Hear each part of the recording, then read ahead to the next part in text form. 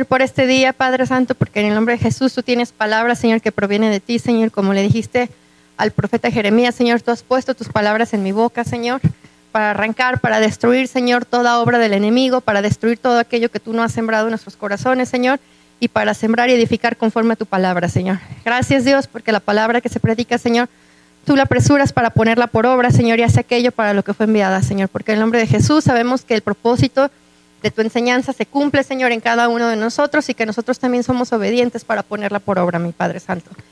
En el nombre de Jesús, amén. Muy bien, buenos días a todos. Me da mucho gusto estar aquí compartiendo con ustedes. Realmente es un gusto seguir ejerciendo el ministerio que Dios me ha dado. Y bueno, vengo hoy poniendo por práctica una de las enseñanzas que recibí allá en Colima. Allá nos aconsejaban a los predicadores que predicáramos de algo que estuviéramos viviendo y experimentando en ese momento, porque a veces no se trata de predicar por apantallar o por creer que realmente sabes más o algo, sino realmente de compartir una experiencia que te estés viviendo de parte de Dios, que puedes testificar a los demás y que realmente eso como que amarra más en la gente el decir, bueno, fulanito lo está viviendo, fulanito lo está experimentando, y entonces como que es más fácil agarrarte de esa palabra, agarrarte de esas promesas. Y además unos versículos que voy a compartir aquí que precisamente y ahí viene mi segundo consejo, que cuando regresé a Guadalajara una amiga me los dio, porque a final de cuentas creo que siempre debemos de rodearnos de gente que en los momentos difíciles sepa aconsejarnos conforme a la palabra de Dios, sepa orientarnos y animarnos conforme a lo que Dios dice. Porque bueno, hay amigos de todo tipo en el mundo, ¿no? Y muchas veces la gente con muy buenas intenciones te da consejos, pero muchas veces también pueden estar alejados de la palabra de Dios y solo pueden entorpecer, confundir en lugar de ayudarnos a levantarnos, ¿no? Entonces una amiga a la que quiero mucho, varios de estos versículos me los dio ella cuando regresé y realmente me ha aferrado a ellos y a estas promesas. Muy bien. La predicación se titula Gloriándonos en la tribulación. Y yo al principio cuando había esto se basa en Romanos 5:3, si por ahí hay alguien tomando nota, que dice que nos gloriemos en las tribulaciones. Yo hace algunos años se me hacía esto como que difícil, hasta contradictorio, hasta medio imposible de creer. Pues ¿cómo te vas a gloriar, no? En una tribulación suena como que vas a festejar porque la estás pasando mal. Y precisamente la Biblia nos enseña muchas situaciones y de muchos hombres, y ahorita vamos a ver ejemplos, que precisamente en la tribulación se gloriaron, pero no como se ha enseñado tradicionalmente en las iglesias a lo mejor más religiosas, más tradicionalistas, más apegadas a la ley, que porque sufras mucho Dios te va a bendecir, ¿no? Así como que el que más sufre es porque Dios lo quiere más, o porque no han escuchado como esa gente que le dicen, la estás pasando muy mal, y te dicen, bueno, ya te ganaste el cielo por eso, ¿no? Pero no es así. La Biblia nos enseña que la salvación no es por obras para que nadie se gloríe. Entonces la salvación, el cielo, nos lo ganamos simplemente porque a Dios le plació mandar a su Hijo al mundo para que muriera por nuestros pecados, ¿no? Simple y sencillamente por eso, porque Él resucitó, Él venció a la muerte, al dominio de Satanás para darnos vida y vida en abundancia. Solo por eso tenemos la salvación, por creer y confesar eso. Sin embargo, seguimos en este mundo, ¿no? Jesús mismo cuando oraba por sus discípulos decía, no te pido que los quites del mundo, pero que los guardes del mal. Porque efectivamente seguimos en un mundo donde siguen pasando cosas malas. El 2020 fue una prueba de eso y estoy segura que el 2021 seguirá siendo. Sí, pero precisamente en las tribulaciones, en las situaciones adversas, es donde los que creemos en Dios podemos ver la mano de Dios de una forma que no se ve en las situaciones normales. Cuando todo está bien, es muy fácil creerle a Dios. Cuando todo está bien, es muy fácil decir, bueno, sí, es que Dios es el que prospera la obra de mis manos, ¿no? Porque pues toda la situación va bien, el país va rodando bien todo, la economía está bien. Entonces es muy fácil creerle a Dios. Pero también es muy fácil en esas situaciones que creas que es por ti, ¿no? Porque yo trabajo mucho, porque yo pues, le echo ganas, porque soy muy puntual en el trabajo, que tu salud va bien porque dices que yo me cuido muy bien, hago ejercicio, como bien, etcétera, ¿no? Y de repente, por ejemplo, como una situación ahorita como la del COVID, te das cuenta que es algo que se excede a lo que tú puedes controlar, ¿no? Es algo que se te sale de las manos, que no puedes controlar. Y en esas situaciones es donde realmente tienes el poder de comprobar que todo lo que tienes es por la gloria de Dios. que sigues y estás presente por la gracia de Dios en ti, no por tus fuerzas, no porque te alimentes bien, porque te cuides mucho, no porque trabajes mucho y le eches ganas, sino que simple y sencillamente porque a Dios le plació bendecirte. ¿Sí? La Biblia nos enseña en Efesios 1:3 que hemos sido bendecidos con toda bendición espiritual en los lugares celestiales con Cristo Jesús. Entonces, con Cristo es que realmente vemos todas estas bendiciones, pero se hacen más palpables en los momentos de tribulación. Cuando tú obtienes sanidad, cuando todo el mundo se está muriendo, es cuando realmente dices, realmente está Dios en mí. ¿Sí?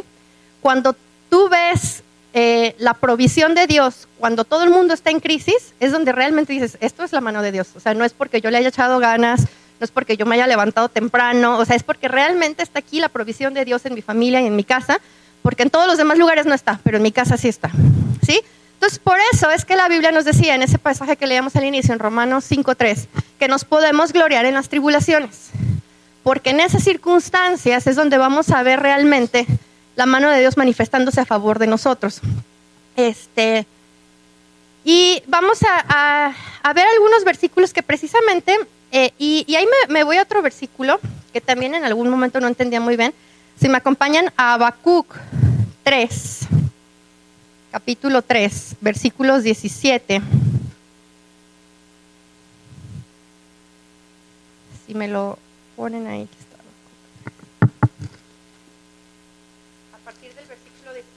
Este versículo precisamente a mí me comenzó a hacer sentido hace, ¿qué será? Como unos 5 o 6 años, yo creo. Marcos Witt sacó un disco, no sé si alguien se acuerda, que se llama Sigue siendo Dios. Y decía que ese disco lo compuso en una situación muy difícil de salud. Había tenido un accidente, me parece, y estuvo mucho tiempo hospitalizado, estuvo mucho tiempo quieto, y a raíz de eso salió ese disco. Y compartía que se había inspirado en estos versículos. Y creo que ahorita van muy ad hoc a la situación. Dice Habacuc 3, a partir del 17 en adelante, dice: aunque la higuera no florezca, ni en las vides haya frutos, aunque falte el producto del olivo, y los labrados no den mantenimiento, y las ovejas sean quitadas de la majada, y no haya vacas en los corrales, o sea, aunque todo está yendo muy mal, con todo yo me alegraré en Jehová, y me gozaré en el Dios de mi salvación. Este versículo nos enseña, uno, que nuestra alabanza a Dios no tiene que depender de que en mi situación externa todo esté yendo bien.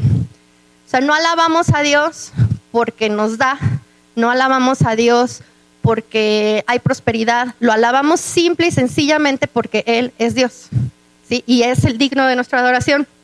Sin embargo, que la situación externa esté yendo mal, no significa que eso tenga que aplicar a mí, porque si se fijan, el 19 dice: Jehová, el Señor es mi fortaleza, cual hace mis pies como de ciervas y en mis alturas me hace andar.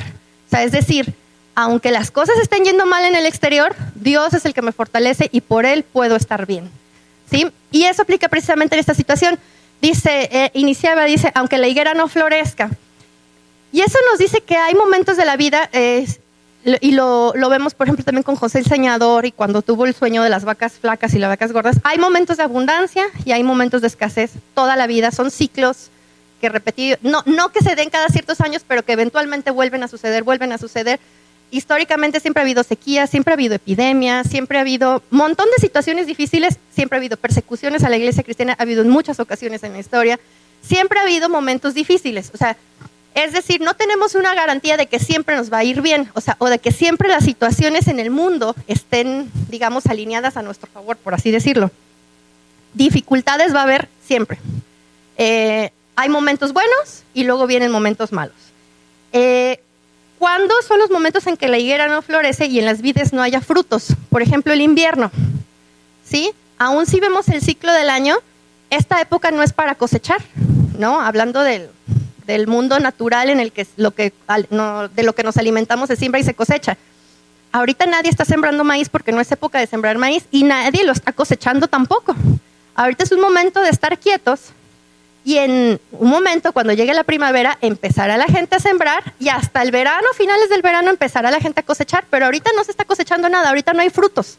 La tierra ahorita no da frutos. Todo lo que estamos comiendo en los supermercados, etcétera, es lo que se guardó del verano, porque no se va a volver a cosechar nada hasta el próximo verano. O sea, el mismo ciclo del año nos enseña que no todo el tiempo es tiempo de abundancia. O sea, siempre va a haber momentos en los que no haya frutos. Pero eso no significa que es una situación que vaya a ser eterna.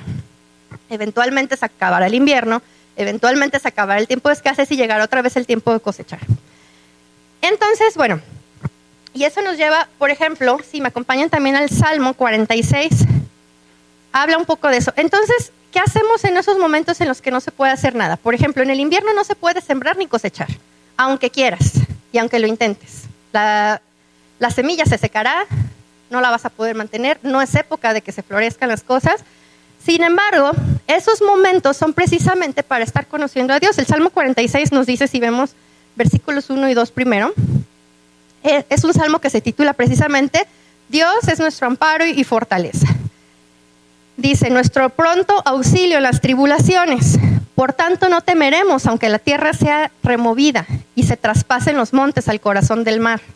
O sea, es decir, aunque estén yendo las cosas mal, no tenemos por qué temer, porque estamos agarrados de Dios, porque estamos confiados en que Dios es nuestro amparo y nuestra fortaleza, Él que nos auxilia en las tribulaciones. Pero en el versículo 10 nos dice, ¿qué hacemos en esas situaciones de tribulación? Dice 46:10, estad quietos y conocer que yo soy Dios. Seré exaltado entre las naciones y enaltecido seré en la tierra. Jehová de los ejércitos, el 11, está con nosotros. Nuestro refugio es el Dios de Jacob. O sea, en esas situaciones de tribulación es donde tenemos la oportunidad de mejor conocer a Dios. ¿Por qué?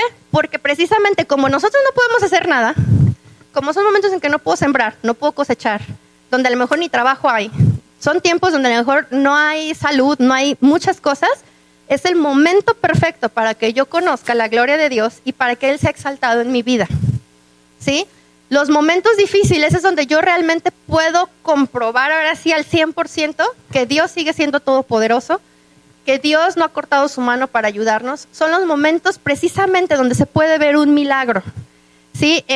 Vemos la historia del pueblo de Israel, donde más milagros vieron así maravillosos fue cuando estuvieron en el desierto. ¿Por qué? Porque en el desierto no hay nada. En el desierto no se puede hacer nada, no se puede sembrar, no se puede cosechar. En el desierto es muy fácil morirse de sol, de frío, etcétera, etcétera, ¿no? Entonces, en ese lugar tan inhóspito, precisamente estaban viendo la gloria de Dios constantemente, de milagros tras milagros. Entonces, los momentos más inhóspitos, los momentos más difíciles son donde podemos ver la mano de Dios. Y vamos a ver algunos ejemplos de hombres en la Biblia que precisamente confiaron en esto. Y se trata de una cuestión de fe.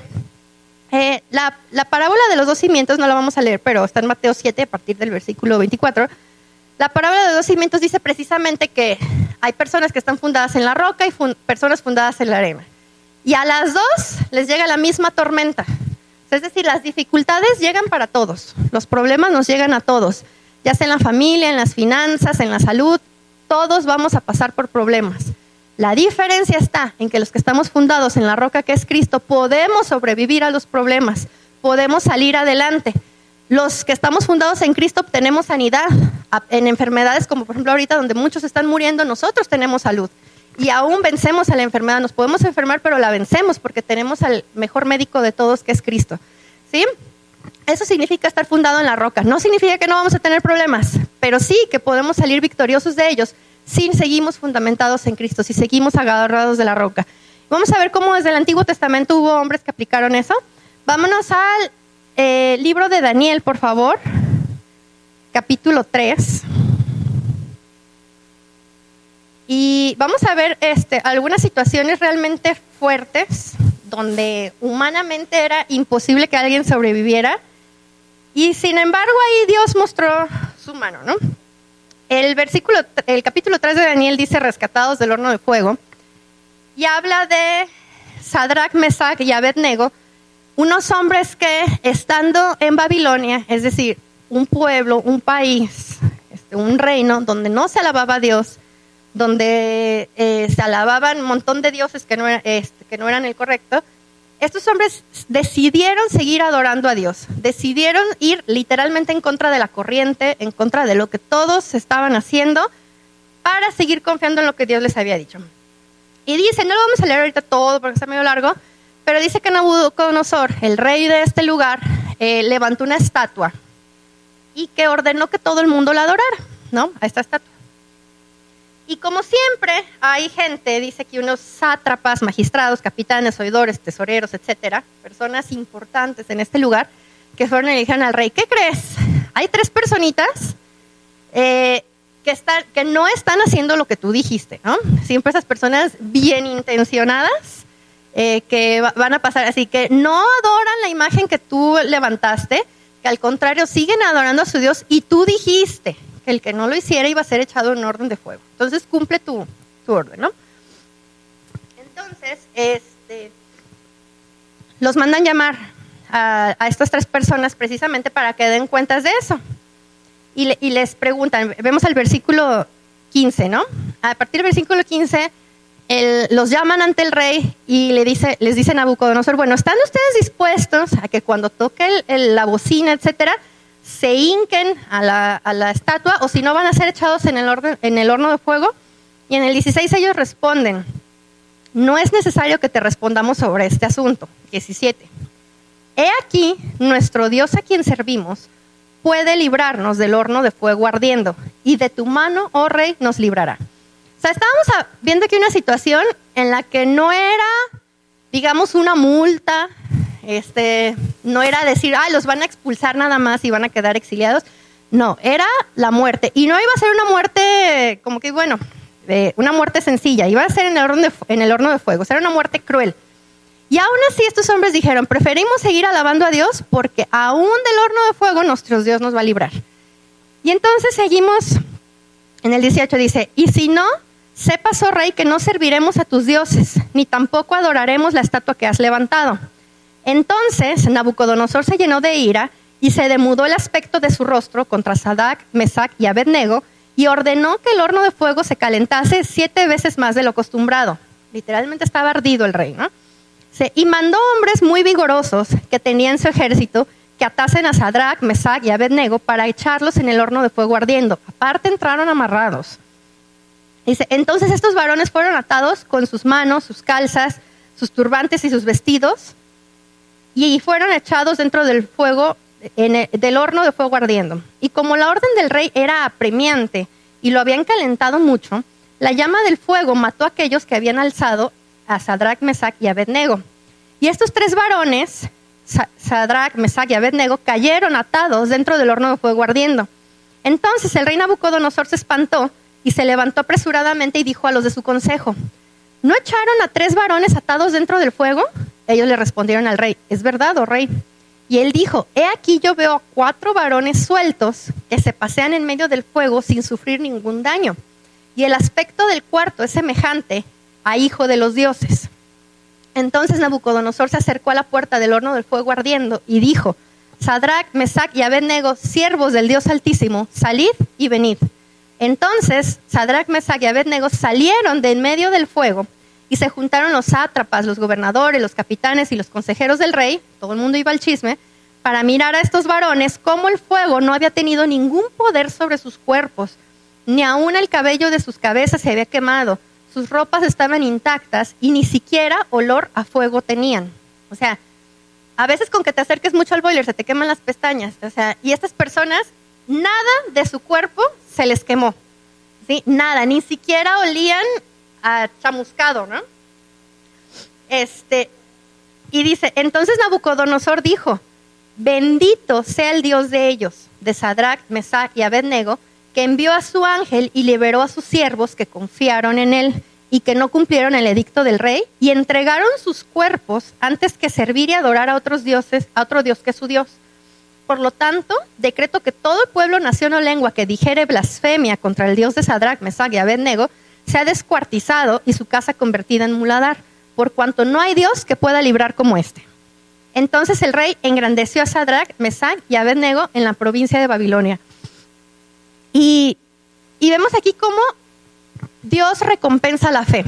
Dice la Biblia, creo que en Hebreos 11:6, que Dios es galardonador de los que le buscan. O sea, es decir, Dios tiene un premio para aquellos que no dudan ni un momento que Él puede librar. Aún, o sea, muchos a lo mejor, al ser amarrados para ser echados al horno de fuego, ahí sí dijeron, bueno, no, está bien, sí me hinco, ¿no? Con tal de que no me avientes. Pero estos 3 hombres estaban convencidos de que aún de la muerte Dios los iba a librar, de aún de la situación más inhóspita, más difícil, de la orden más tiránica, Dios los iba a librar. Y así fue. ¿Por qué? Porque Dios es galardonador de los que le buscan. O sea, es decir, Dios premia la fe. Dios premia el hecho de que no haya ninguna duda en ti de que Él te puede librar, aún de la situación que se ve imposible. Porque realmente esto fue imposible. Nadie puede sobrevivir a un horno de fuego. Incluso dice aquí este pasaje que los amarraron se murieron de tan caliente que estaba. Y ellos entraron vivos y salieron vivos. Entraron amarrados y salieron sin amarrarse. Entraron a un horno de fuego y salieron sin siquiera oler a quemado. ¿Por qué? Porque realmente Dios se manifiesta milagrosamente en esas situaciones que parecen imposibles, que parecen no tener solución, que de verdad humanamente no hay para dónde le veas. Esta situación del horno de fuego, en términos humanos, no había forma de que salieran librados. Pero aún en esas situaciones Dios se manifiesta a aquellos que le creen. Por eso dice, el rey terminó diciendo, no hay Dios que pueda librar como este. Los dioses a los que yo sirvo no hacen estos milagros como lo que acabo de ver. Por eso, incluso el rey terminó ordenando que todos alabaran al Dios y que pobre de aquel que dijera algo contra del Dios de ellos, porque se había manifestado de una forma que él nunca lo había visto en su vida. Y eso es lo que vamos a ver este 2021. ¿Vamos a seguir viendo tribulaciones? Sí. ¿Va a seguir habiendo persecución contra los cristianos? También. Pero los que permanezcamos firmes, a pesar de la persecución, a pesar de la tribulación, vamos a ver la gloria de Dios de esta manera. De formas milagrosas, en las que humanamente no hay forma, en las que humanamente es completa y absolutamente imposible, vamos a ver ahí la mano de Dios. Porque ese es el Dios en el que creemos. Como dice la palabra de Dios, Jesucristo es el mismo ayer, hoy, por siempre y por los siglos. Él no ha cambiado. Y los milagros que pudo hacer hace 1000, 2000, 3000 años los puede seguir haciendo hoy si la situación lo requiere, ¿sí? Entonces no tenemos por qué dudar, seguirle alabando, aunque las cosas se ven difíciles, como decíamos en Habacuc, aunque la higuera no dé fruto, aunque no haya vides en los campos, o sea, aunque estemos viendo que no hay nada por qué alabarle, aún así le seguiremos alabando. ¿Por qué? Porque en esas situaciones Él se glorifica en nuestras vidas. En esas situaciones que se ven imposibles es donde realmente vamos a mostrar la gloria de Dios y demostrar que seguimos creyendo en un Dios vivo. Que no se trata de una religión, que no se trata solamente de una filosofía, de un sistema de creencias, porque hay muchas filosofías que pueden sonar muy congruentes ante el razonamiento humano, pero esto, como acabamos de ver en el horno de fuego, sobrepasa el razonamiento humano, va más allá de la lógica, porque el poder de Dios va por encima de todo. ¿Sí? Y un capítulo adelante vemos una situación muy parecida en Daniel capítulo 6, cuando Daniel fue echado al foso de los leones. Es una situación casi igual. También lo leen si quieren en su casa de corrido, pero más o menos se les platico. Muy parecido, ¿no? Se había ordenado un edicto en el que quien no adorara lo que el rey había dicho que se adorara, sería asesinado. Y Daniel, que era un hombre íntegro delante de Dios, que seguía adorando a Dios, decidió no seguir esa orden. Otra vez personas del gobierno fueron de chismosos con el rey. Tú habías dicho que a quien no cumpliera lo íbamos a matar y pues queremos ver que cumplas, ¿no? En esa situación es un poco diferente porque el rey Darío incluso dice que le pesó cumplir la orden contra Daniel, porque pues realmente Daniel era una persona que servía en el gobierno, que había dado muy buenos resultados. Incluso Daniel sirvió varios reyes, no solamente el rey Darío. Sirvió también con Nabucodonosor. Y entonces, bueno, le pesa, pero bueno, estaban ahí sus gobernadores y sus ayudantes presionando pues tú dijiste que lo ibas a matar y queremos ver, ¿no? Entonces, aquí el rey le dice algo bien interesante a Daniel, en el Daniel 6:16, si me acompañan específicamente. Entonces, bueno, lo arrestan a Daniel porque no quiso adorar a otros dioses también. Y entonces, le dicen, dice 3:16, entonces el rey mandó y trajeron a Daniel y le echaron al foso de los leones, porque bueno, presionaron al rey a que cumpliera la orden de que quien no adorara, a quien habían dicho que adorara, fuera matado. Y el rey le dijo a Daniel, el Dios tuyo, a quien tú continuamente sirves, Él te libre.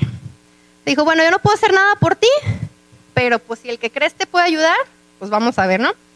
Dice, y fue traída una piedra y puesta sobre la puerta del foso, la cual selló el rey con su anillo y con el anillo de sus príncipes, los que habían estado cuchillito de palo con que lo mataran, para que el acuerdo acerca de Daniel no se alterase. Luego el rey se fue a su palacio y se acostó ayuno, ni instrumentos de música fueron traídos delante de él y se le fue el sueño. Me imagino que se sentía culpable porque sabía que había mandado a un hombre inocente a morir, ¿no? Dice, el rey pues se levantó muy de mañana y fue apresuradamente al foso de los leones.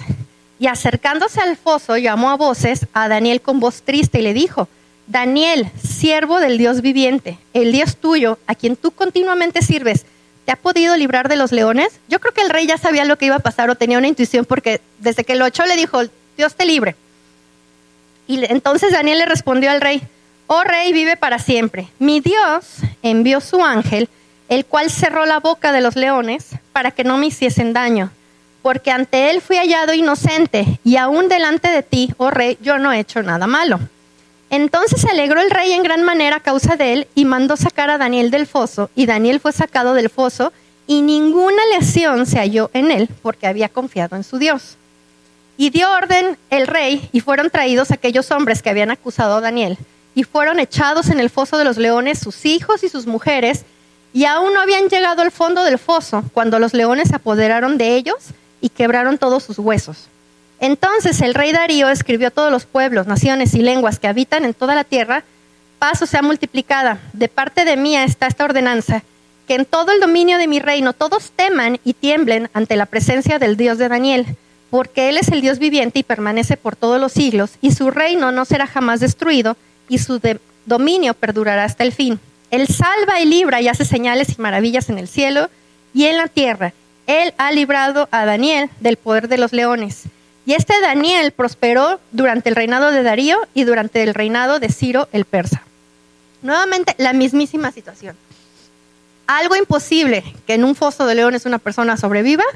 Y Daniel le dijo al rey, Dios envió un ángel que le cerró la boca al león y pasé la noche como si nada, ¿no? Y en cambio las personas que habían estado insistiendo para que mataran a Daniel, a ellos sí los mandaron a matar y dicen que ni siquiera habían llegado al fondo cuando los leones ya los habían matado. Porque también hay una promesa de parte de Dios que dice que los que conspiran contra nosotros, delante de nosotros caerán y sin Dios lo harán. O sea, es una promesa de parte de Dios, no solamente que te va a librar de aquellos que te están conspirando, sino aquellos que están buscando nuestro mal, aquellos que están insistiendo en que nos vaya mal, que nos acusan, que están viendo cómo nos ponen trabas. Esas personas, si no se arrepienten, delante de Dios van a haber consecuencias, ¿sí? Porque así es Dios. Entonces, y a veces me pongo a pensar, muchas veces yo creo que en estas situaciones el enemigo, dice la Biblia también que no tenemos lucha contra carne ni sangre, sino que es contra principados y huestes de maldad. Estas personas siempre son inspiradas por Satanás para obrar así, ¿no? Siempre está Satanás maquinando para ver cómo daña a los hijos de Dios, para ver cómo nos hace dudar de nuestra fe, para ver de qué manera nos mete piedra de tropiezo para que digamos que Dios no nos ayuda. Y si se fijan, en estos casos, tanto en el de Daniel como en el de sus amigos, no fueron librados antes de, que es lo que muchas veces esperamos, ¿no? Bueno, que en el caso de Sadrach, Abednego, o sea, que antes de echarme en el horno ahí Dios me libró. ¿Por qué? Porque a lo mejor hubiera podido ser atribuido a la bondad del rey. Bueno, es que el rey se arrepintió ya de echarlos al horno de fuego, ¿no? Y queda la duda de si fue el milagro de Dios o no. Pero de adentro del horno ya no quedó duda que había sido Dios. Que no era la bondad del rey, que no había sido por un favor humano, sino que realmente Dios los había librado. Lo mismo en el caso de Daniel adentro del foso de los leones. A veces podríamos decir, bueno, es que la oración, Dios, él pudo haber orado, Dios, líbrame del foso de los leones, que yo no caiga ahí adentro, ¿no? Y que el milagro sea, bueno, no entrar al foso, ¿no? Pero igual puede quedar como, bueno, es que el rey al final de cuentas se arrepintió y se la pensó y ya no lo echó en el foso. Pero de adentro del foso no quedó duda que el milagro había sido de parte de Dios. Y por eso a veces vamos a enfrentar situaciones en las que dices, ¿por qué Dios? Porque este problema está avanzando tanto, ¿no? Si yo estoy orando y orando y orando. Porque a lo mejor el milagro se va a manifestar en un punto donde no quede duda de que fue Dios. ¿Sí? Hay situaciones en las que a lo mejor pues bueno, es que yo me cuidé, es que a lo mejor porque le eché ganas, es que a lo mejor porque fulanito me hizo el favor, es que, bueno, ya la libré, ¿no? Lo que sea. Pero llegan momentos y situaciones específicos en tu vida donde cuando ves la mano de Dios dices, no queda duda que fue Dios, porque humanamente de esto no se salía. ¿Sí? Humanamente no había forma de que esto yo lo pudiera librar, ni que ningún otro ser humano me ayudara. Por ejemplo, en el caso de Daniel en el foso, nadie lo podía ayudar. O sea, no había forma de que alguien se hubiera metido al foso con él a agarrarle el hocico a los leones. ¿Sí? Lo mismo en el caso del horno de fuego. No había manera de que allá adentro un ser humano ayudara, porque incluso los humanos que ayudaron a echarlos al horno del fuego se murieron.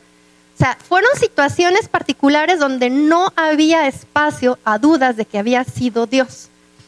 Lo mismo, por ejemplo, en el caso de Jesús. Jesús, muchos judíos esperaban que él viniera a librarlos de los romanos como un caudillo, ¿no? Como una persona que se levanta en armas contra el pueblo, porque así funcionaba en el Antiguo Testamento. Dios levantaba realmente caudillos, hombres de guerra, que peleaban en nombre de Dios en contra de otras naciones y Dios los libraba. Y así había sucedido muchas veces con el pueblo de Israel. Y como que eso esperaban del Mesías, o sea, como que una persona que se levantara políticamente y como que en guerra a lo mejor. Y por eso como que no creyeron muchos judíos que Jesús era el Mesías, porque tenían otra idea de la salvación. Sin embargo, la situación de Jesús particularmente también fue de una forma que no quedara dudas de que se trataba del poder de Dios. Por eso murió y resucitó. Dice la Biblia que venció el pecado y a la muerte.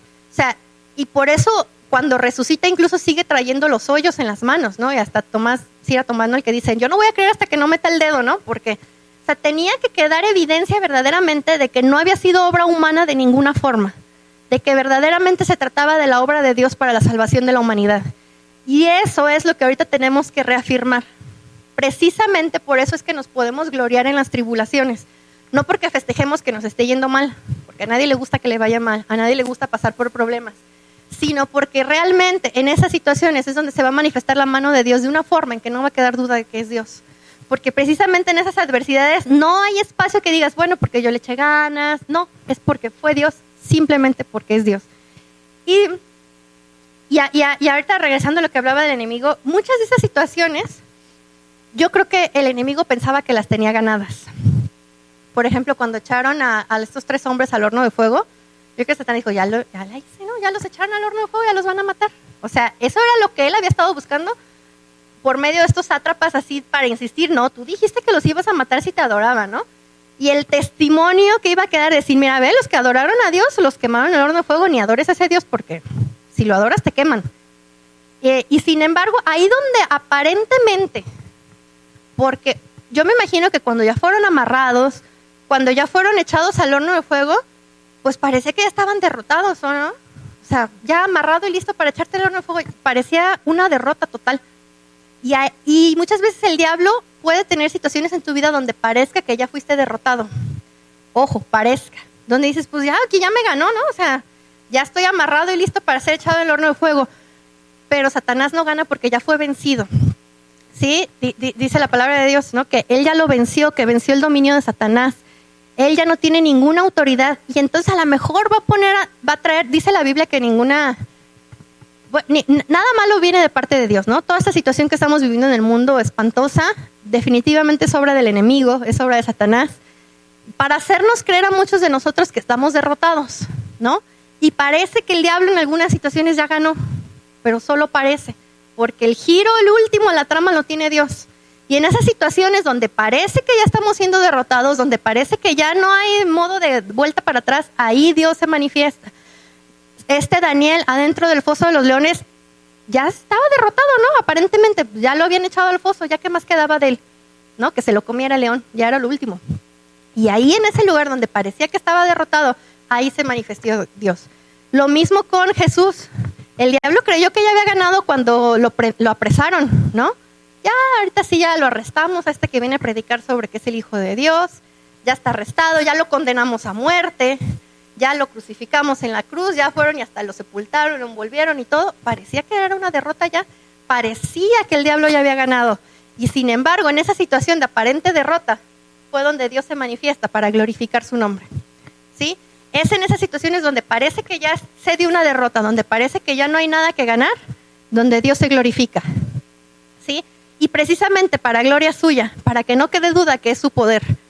¿Sí? Y a esto los invito porque va a haber situaciones en su vida también ustedes parezca y dices, bueno, ya no me quedó un quinto, ya me corrieron del trabajo, ya me dejó mi mujer, ya me dejó mi esposo, no sé.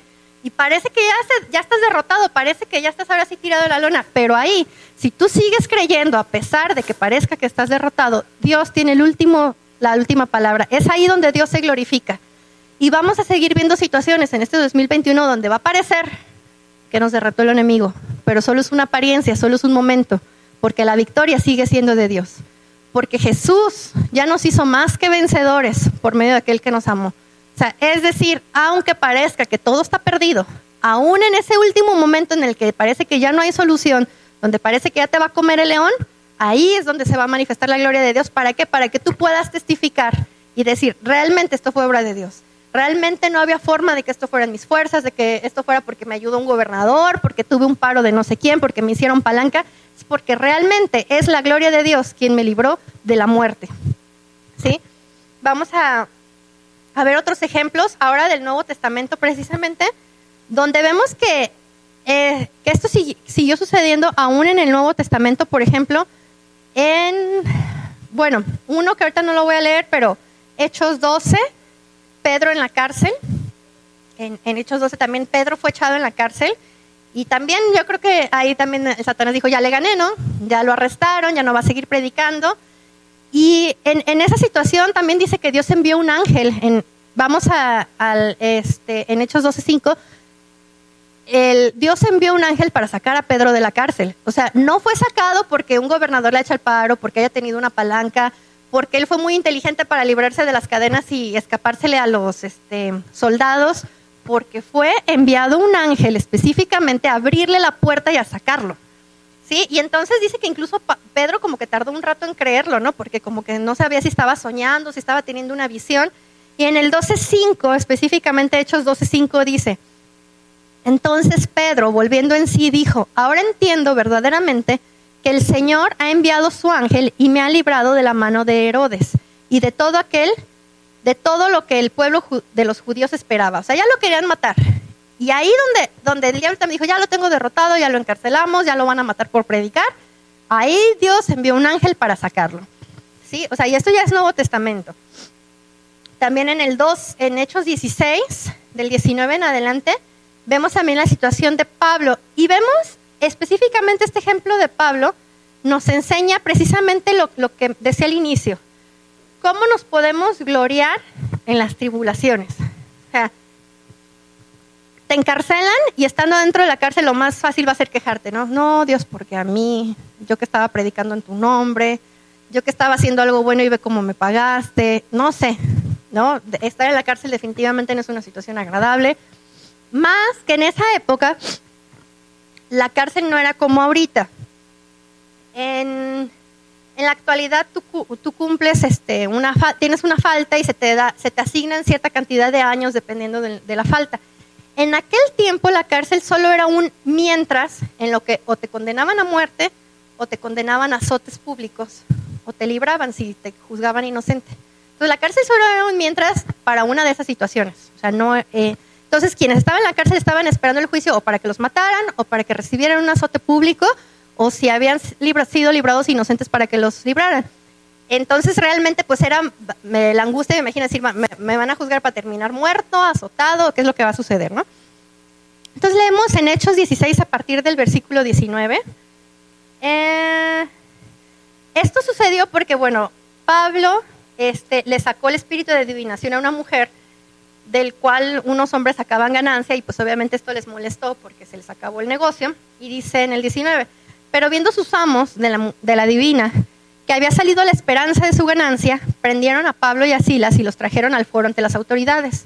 Y presentándolos a los magistrados dijeron, estos hombres siendo judíos alborotan nuestra ciudad y enseñan costumbres que no nos es lícito recibir ni hacer, pues somos romanos. Y se agolpó el pueblo contra ellos y los magistrados, rasgándoles las ropas y ordenaron azotarles con varas. Después de haberles azotado mucho, los echaron a la cárcel, mandando al carcelero que guardase con seguridad. Definitivamente no la pasaron bien, porque hasta azotados fueron. De hecho, a Pablo varias veces le pasó esto. Dice, el cual recibió este mandato, los metió en el calabozo de más adentro y les aseguró los pies en el cepo. Pero a medianoche, o sea, ¿qué estaban haciendo Pablo y Silas en medio de esta situación tan horrible en la cárcel, después de haber sido azotados? Y dijeron, véntanos más al fondo del pozo para que no se nos vayan a salir. Dice, pero a medianoche, orando Pablo a Silas, cantaban himnos a Dios y los presos oían. O sea, estaban alabando a Dios en medio de una situación completamente difícil en la que muchos a lo mejor se estuvieran quejando. Sí, no, pues ya no voy a seguir predicando porque pues ve cómo me paga Dios, me azotaron, encima aquí estoy en la cárcel y estoy esperando a ver a qué me hacen. ¿Y qué pasó cuando ellos alababan a Dios en medio de esta situación? Dice el versículo 26. Entonces sobrevino de repente un gran terremoto, de tal manera que los cimientos de la cárcel se sacudían y al instante se abrieron todas las puertas y las cadenas de todos se soltaron. O sea, no solamente se liberaron Pablo y Silas, todos los que estaban ahí se liberaron porque se abrieron las puertas de las cárceles y se les abrieron las cadenas. 27. Despertando el carcelero y viendo abiertas las puertas de la cárcel, sacó la espada y se iba a matar, pensando que los presos habían huido. Mas Pablo clamó a gran voz diciendo: no te hagas ningún mal, pues todos estamos aquí. Él entonces, pidiendo luz, se precipitó adentro y temblando se postró a los pies de Pablo y Silas. Y sacándolo les dijo: señores, ¿qué debo hacer para ser salvo? O sea, este hombre realmente se dio cuenta y dijo: de verdad sirven a Dios. Lo que están predicando es verdadero, porque aún después de todo lo que pasaron, alabaron y se les abrieron las prisiones, ¿no? Dijo: ¿qué debo hacer para ser salvo? Y entonces ellos, aún en la cárcel, aún después de haber sido azotados, continuaron predicando lo que Dios les había ordenado. Y ellos dijeron: cree en el Señor Jesucristo y serás salvo tú y toda tu casa. Y le hablaron la palabra del Señor a él y a todos los que estaban en su casa. Es decir, la tribulación no es motivo para dejar de predicar, porque ahí se está manifestando la gloria de Dios. Dice: y él, tomándolos en aquella misma hora de la noche, les lavó las heridas y enseguida se bautizó con todos los suyos. Y llevándolos a su casa, les puso la mesa y se regocijó con toda su casa de haber creído a Dios. Cuando fue de día, los magistrados enviaron alguaciles a decir: suelta a aquellos hombres. Y el carcelero hizo saber estas palabras a Pablo: los magistrados han mandado decir que se suelte, así que ahora salid y marcharos en paz. Pero Pablo les dijo: después de azotarnos públicamente, sin sentencia judicial, siendo ciudadanos romanos, nos echaron en la cárcel y ahora nos echan encubiertamente. No, por cierto, si no vengan ellos mismos a sacarnos. Y los alguaciles hicieron saber estas palabras a los magistrados, los cuales tuvieron miedo al oír que eran romanos, y viniendo les rogaron, y sacándolos los pidieron que salieran de la ciudad.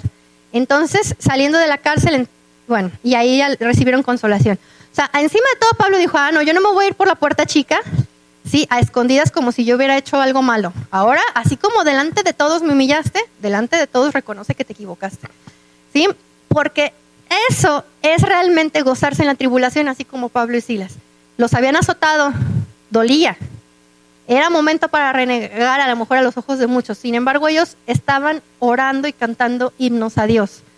Se les abrieron las puertas de la cárcel y aún así no huyeron. Se quedaron a predicar. A lo mejor otros abren la puerta de la cárcel y dices: pues ahorita corro, ¿no? Es el momento. Todavía se quedaron a predicar. ¿Por qué?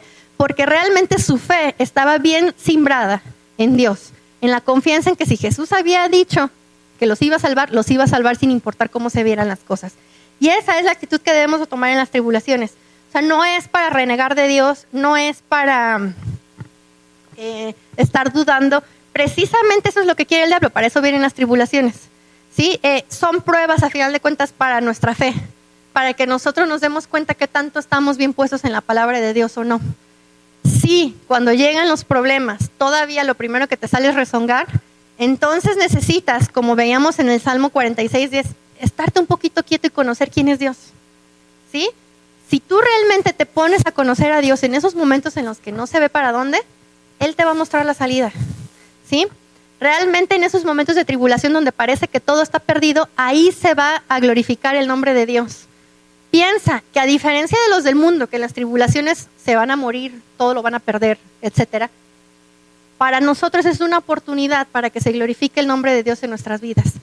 Es una oportunidad para ser instrumentos de Dios y que nuestra vida sea un completo testimonio de que servimos a un Dios vivo, de que no estamos siguiendo una religión, de que no estamos siguiendo nada más una filosofía, sino que realmente es algo verdadero. Por eso dice la palabra de Dios: sea Dios veraz y todo hombre mentiroso. ¿Sí? Porque ¿cómo vamos a demostrar que Dios es verdadero y todo hombre mentiroso? Así en las tribulaciones, donde todo parece perdido, ahí es donde Dios se va a glorificar en mi vida. Donde el diablo cree que ya te venció, ahí se va a glorificar Dios en mi vida. Donde parece que ya todo se fue a la ruina, ahí se va a glorificar Dios en mi vida, porque Dios sigue siendo Dios, sin importar lo que esté sucediendo. No importa qué tan fuerte sea la tribulación, qué tan fuerte sea la persecución, Dios no ha perdido el poder de hacer milagros en tu vida. ¿Sí? Su palabra es verdad y su palabra se cumple. Y podemos tener la seguridad de que su palabra hace aquello para lo cual fue enviada. ¿Sí? La que no tarda y da fruto a su tiempo. A su tiempo vamos a ver la recompensa de parte de Dios. Como leemos en Hebreos 11:6, Dios es galardonador de los que le buscan. Él va a tener una recompensa para nosotros si no dejamos de creer. No importa que parezca que ya estamos derrotados. No importa que parezca que ahora sí todo se fue a la fregada. No importa que parezca que realmente ya no hay solución para esto. Ahí Dios todavía se puede glorificar sin importar lo que esté sucediendo. ¿Sí? Por eso, y fíjense, si Dios resucitó a Jesús de los muertos, y eso es algo que nuestra fe en eso está fundada, precisamente en que Jesús es el Hijo de Dios que murió y resucitó. O sea, es decir, creemos en un Dios que aunque todo parece que ya está muerto, ahí Dios obra. Dios obra en medio donde hay muerte, en medio donde hay destrucción, ahí Él se glorifica. Por eso dice en Juan 10:10 que el enemigo viene, o el ladrón viene, a robar, matar y destruir. O sea, donde hay robo, muerte y destrucción, es el enemigo el que está obrando, no es Dios. Dios no manda la calamidad. El robo, la muerte y la destrucción no vienen de parte de Dios. Pero en esas situaciones, dijo Jesús, yo he venido para que tengan vida y para que la tengan en abundancia. O sea, en esas situaciones donde parece que el diablo ya ganó porque ya te robó, porque ya mató algo, porque ya destruyó algo tuyo, ahí Dios trae vida. Ahí Jesús vino a traer no solamente vida, sino vida en abundancia. Lo vimos en el caso de Lázaro. Por eso Jesús lloró cuando vino con lo de Lázaro, porque ya todo el mundo creía que ya se murió, ya está, huele feo. ¿No? ¿Ya para qué viniste, Jesús? O sea, y ahí Jesús otra vez demostró realmente el poder que venía de parte de Dios. Lo levantó de los muertos. Envuelto Lázaro en las sábanas, salió caminando, a pesar de que ya olía a podrido. ¿Sí? Entonces no importa si hay una situación en tu vida que ya huele a podrido. Que dices, no, pues esto cómo. No, ya está, pero hasta pasada. Ahí opera el poder de Dios para resucitar todo aquello que parece que está muerto. ¿Sí? Porque ese es en el Dios que creemos. Resucitó, o sea, es decir, venció la muerte, venció el pecado, venció todo dominio de Satanás. Y sigue estando vigente esa victoria. Solo que depende ahora de nuestra fe. Por eso es que sigue habiendo maldad en el mundo, sigue habiendo problemas en el mundo. Porque no todo el mundo ha creído en esta victoria. Pero los que creemos en la victoria de Jesús sobre la muerte podemos sobreponernos a estas situaciones. Como decía de la parábola de los dos cimientos, sí, los problemas vienen a todos. Todos vamos a tener problemas familiares, todos vamos a tener problemas económicos, problemas de salud. Pero la diferencia es que nosotros nos sobreponemos a esas situaciones. Nosotros obtenemos victoria sobre esas situaciones. Nosotros no nos quedamos en eso. ¿Sí? Nadie se va a quedar en el problema. Mientras creas en Jesús, Dios te va a dar la victoria y Él te va a decir cómo. ¿Sí? Y por eso decía Jesús también en Juan 11:25, yo soy la resurrección y la vida. O sea, la resurrección, ¿por qué? Porque hay situaciones que parecen muertas, ¿sí? Pero Él es la resurrección en la vida. Dice, el que cree en mí, aunque esté muerto, vivirá. Aplica espiritual y físicamente. Aplica situaciones de la vida, aunque parezca que el matrimonio ya se murió. Ahí Jesús vino a traer vida y vida en abundancia. A que parezcan que las finanzas ya están muertas, que ya no haya cómo. Ahí Jesús vino a traer vida, porque aunque esa situación esté muerto, vivirá. Dice, el que cree en mí. Juan 11:25, yo soy la resurrección y la vida. El que cree en mí, o sea, el que no ha perdido la fe, el que sigue creyendo que Jesús puede resucitar cualquier situación, aunque parezca muerta, ese es el que va a ver la vida. ¿Quieres ver la vida en esas situaciones que parece que ya están muertas? No dejes de creer en Jesús. No dejes de creer en Jesús. Y vemos, por ejemplo, en Hebreos 11, bueno, vamos a Hebreos 12, precisamente, y ese es un versículo muy concurrido para hablar de fe, precisamente. Hebreos 12, ¿cuál es? Perdón, se me perdió. Hebreos 12:2, sí. Puestos los ojos en Jesús, el autor y consumador de la fe, el cual por el gozo puesto delante de él, sufrió la cruz, menospreciando lo oprobio, y se sentó a la diestra del trono de Dios. O sea, Jesús no tenía puestos los ojos en la situación que estaba viviendo, sino que sabía que venía algo después. ¿Sí? Por eso Él es el autor y consumador de la fe. Y ahora esa es la situación que nosotros debemos de tener. A lo mejor viene el oprobio también viene el sufrimiento, pero en la fe sabemos que eso solamente es una situación pasajera y que adelante viene algo mejor, que adelante se va a manifestar la gloria de Dios. ¿Sí? Por eso en Hebreos 11, si nos vamos un poco atrás, todo el capítulo habla de fe, pero particularmente, acá, me llama la atención todos hablan de situaciones de fe. Nada más que déjenme lo busco. Acá está. Dice en el 8. Todo está hablando de hombres de fe que a situaciones que les eran completamente adversas no dejaron de tener los ojos puestos en Dios y vieron la victoria, ¿no? Dice Hebreos 11:8, por la fe Abraham, siendo llamado, obedeció para salir al lugar que había de recibir como herencia y salió sin saber a dónde iba. Por la fe habitó como extranjero en la tierra prometida como en tierra ajena, morando en tiendas con Isaac y Jacob, coherederos de la misma promesa, porque esperaba la ciudad que tiene fundamentos, cuyo arquitecto y constructor es Dios. Por la fe también la misma Sara, siendo estéril, recibió fuerza para concebir y dio a luz, aún fuera de tiempo de la edad, porque creyó que era fiel quien lo había prometido. Por lo cual también de uno, ese ya casi muerto, salieron como las estrellas del cielo en multitud y como la arena innumerable que está a la orilla del mar. En el 17, nos vamos a brincar, ese era el que estaba buscando específicamente. Dice, por la fe Abraham, se sigue hablando de la fe de Abraham, por la fe Abraham, cuando fue probado, ofreció a Isaac, y el que había recibido la promesa ofrecía a su unigénito, habiéndosele dicho, en Isaac te será llamada descendencia.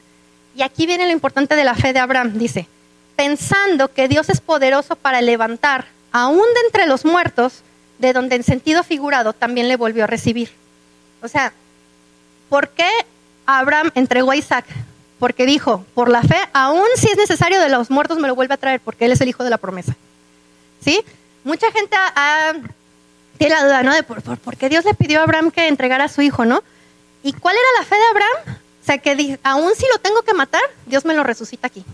Porque él prometió que ese era el hijo donde voy a recibir descendencia.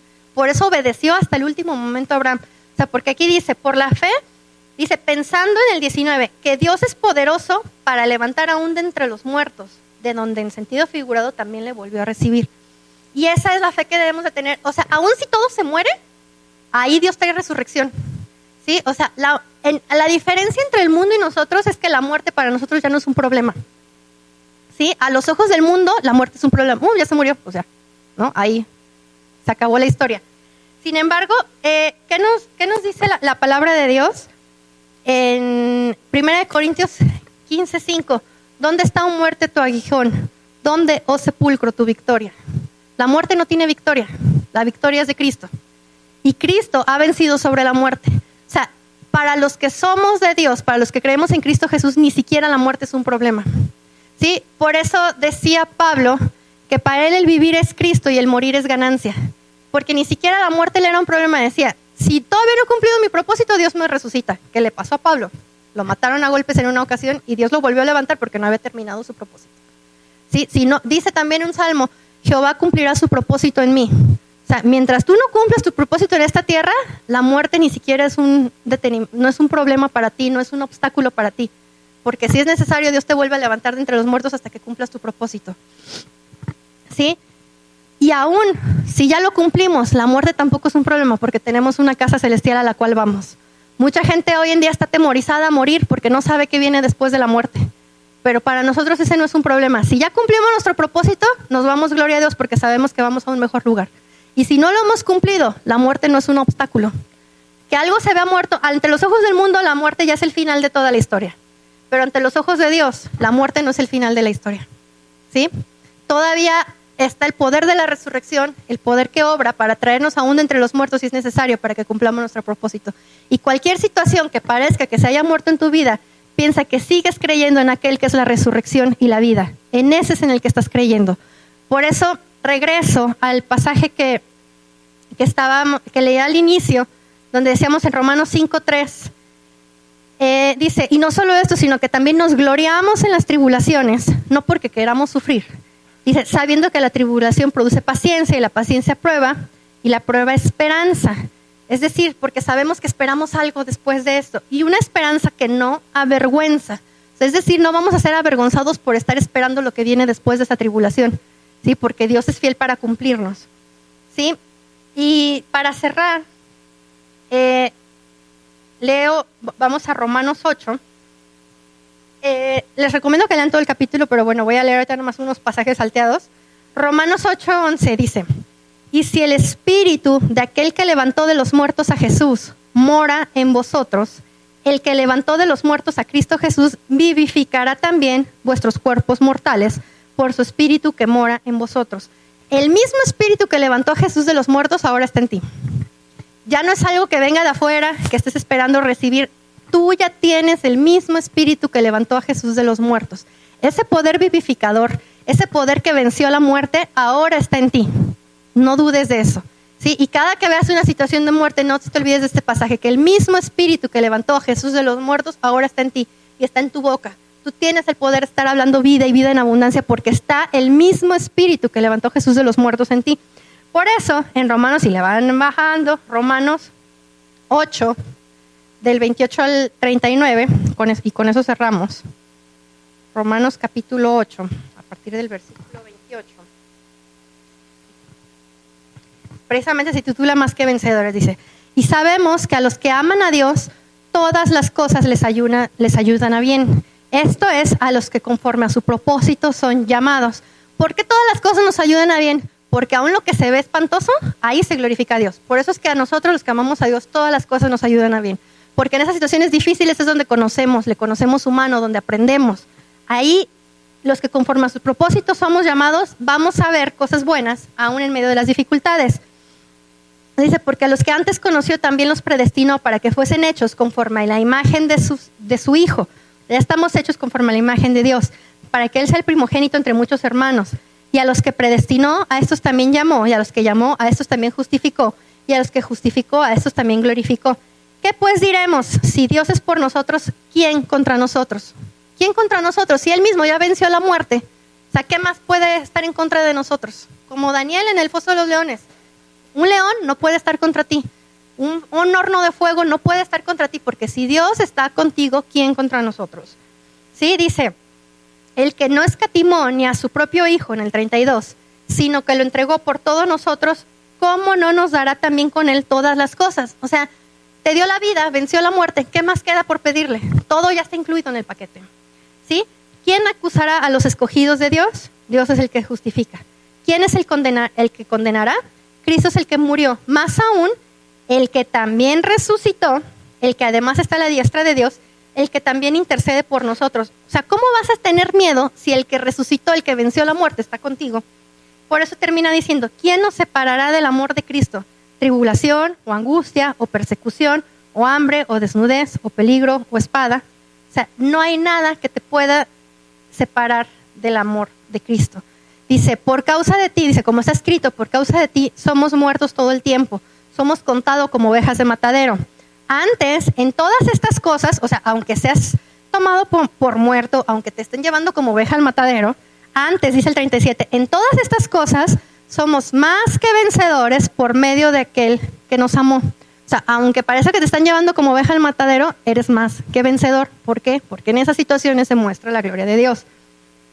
Por lo cual estoy seguro que ni la muerte, empieza diciendo la muerte precisamente, o sea, no hay por qué temer a la muerte, dice: por lo cual estoy seguro que ni la muerte, ni la vida, ni ángeles, ni principados, ni potestades, ni lo presente, ni lo porvenir, ni lo alto, ni lo profundo, ni ninguna otra cosa creada nos podrá separar del amor de Dios que es en Cristo Jesús, Señor nuestro. ¿Sí? No hay nada que te pueda separar del amor de Dios, yo creo que más que tú mismo, que tú decidas alejarte. Pero mientras tú permanezcas en Dios, nada te puede separar de Él. El que venció al pecado y a la muerte está en ti. Él es el poder, Él es la resurrección y la vida. Cree en Él y aunque veas que algo está muerto, eso va a vivir. Amén.